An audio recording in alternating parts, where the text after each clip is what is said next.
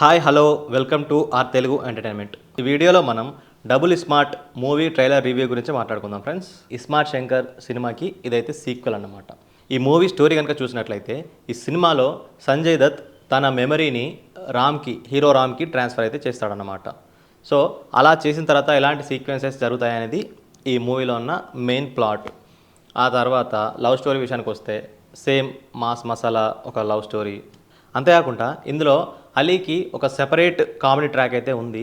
Hero Ram pre release ఈవెంట్లో చెప్పిన దాని ప్రకారం అలీ గారికి ఈ సినిమా స్టోరీకి సంబంధం ఉండకపోవచ్చు. అది ఎలా ఉందంటే డిఫరెంట్గా ఏదో ట్రై చేశారు.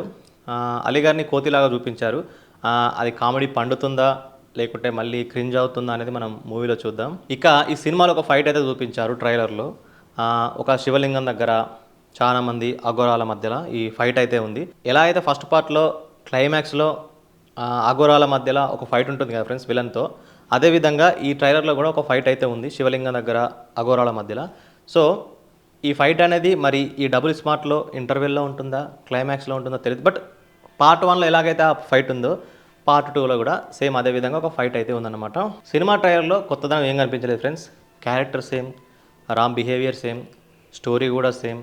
పార్ట్ 1లో సత్యదేవ్ మెమరీ తీసుకొని రామ్కి ట్రాన్స్ఫర్ చేస్తారు.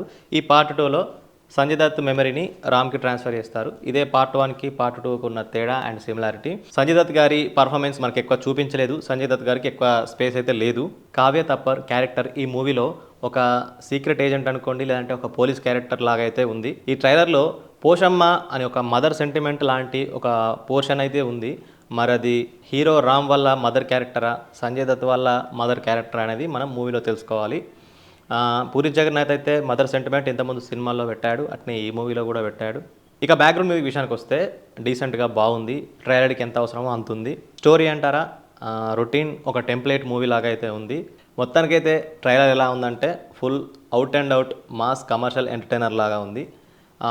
పూరి జగన్నాథ్ ఫ్యాన్స్, రామ్ పోతినేని ఫ్యాన్స్ అయితే ఎంజాయ్ చేస్తారు. ఈ movie August 15th independence day రోజు విడుదల అవ్వబోతుంది. మనందరం ఈ మూవీని థియేటర్లోనే చూసి ఎంజాయ్ చేద్దాం.